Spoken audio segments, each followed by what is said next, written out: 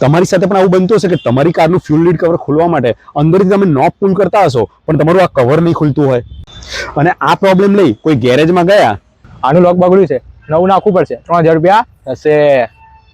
પણ તમારું ઉલ્લુ બનવાની જરૂર નથી, કેમ કે તમે મને ફોલો કરો છો અને હું તમારા પૈસા ખોટા નહીં થવા દઉં. હું તમને એક ટ્રીક બતાવું છું જેનાથી તમારો આ પ્રોબ્લેમ ફ્રીમાં સોલ્વ થઈ જશે.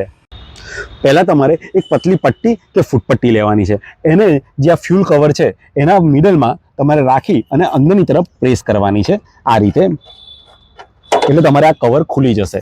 પછી તમે અંદર જોશો તો આ રીતની તમને ક્લિપ દેખાશે, એ જે ક્લિપ છે એને અંદરની તરફ પ્રેસ કરવાની છે આ રીતે.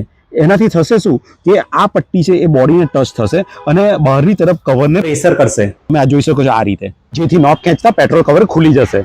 ફ્યુલ લીડનું જે કવર લોક હોય છે, આ લોક બી ઘણીવાર ધૂળ અને માટીના લીધે જામ થઈ જતું હોય છે, તો તમારે એના પર WD-40 જે સ્પ્રે આવે છે એ કમ્પ્લીટ મારી દેવાનું છે આ રીતે, જેનાથી આ ફ્રી થઈ જશે અને સ્મૂથ વર્ક કરશે.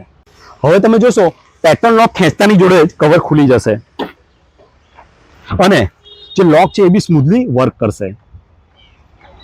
તો આ રીતે તમારો પ્રોબ્લેમ ફ્રીમાં સોલ્વ થઈ જશે. અને જો વિડીયો તમને ઇન્ફોર્મેટિવ લાગ્યો હોય તો ફોલો, શેર અને કોમેન્ટ કરી દેજો. Good day.